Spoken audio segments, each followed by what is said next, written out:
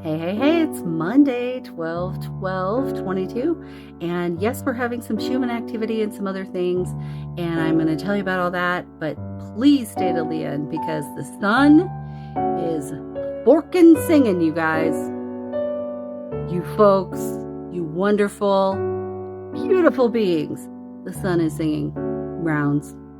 I knew I needed to wait until later today, even though there was stuff for me to tell you about, and I'm so glad I did because I just found this other cool thing. But in the meantime, the Schumann is active, which is probably why I'm talking 15 miles an hour. That doesn't make any sense.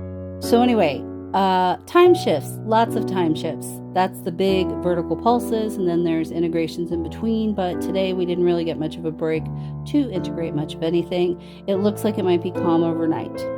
In the meantime, the sun is staying in that low to mid C flare range, and I do feel like it's continuing to build up momentum. So there's a ton of sunspots up there right now, and the thing is that most of them are all the right kind of magnetic polarity so that they're not popping off flares. However, if you look at the coronagraphs, there is what looks to me like a very faint halo eruption, but none of the experts have said anything about it yet. I put it through here twice and put a circle where you can start to see it.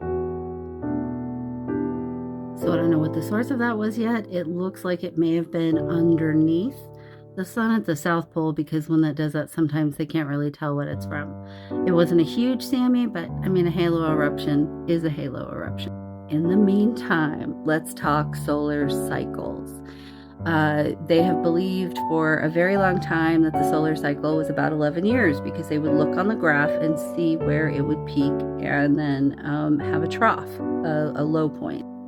So that is the data since 1976, and the top line is what they've been working with all this time. And of course, it looks like it peaks and dips every 11 years.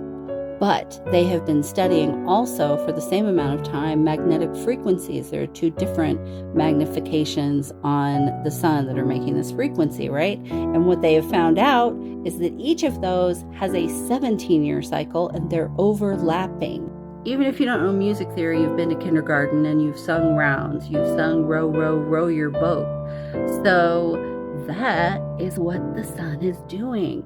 And I find it fascinating that there's two distinct loops, and tell me that this does not look like a DNA strand a little bit. If you want to read more about this in depth, you can go to spaceweather.com. In the meantime, I'm going to be doing some talking with the sun and the earth and listening to the sun's song and see what it's singing.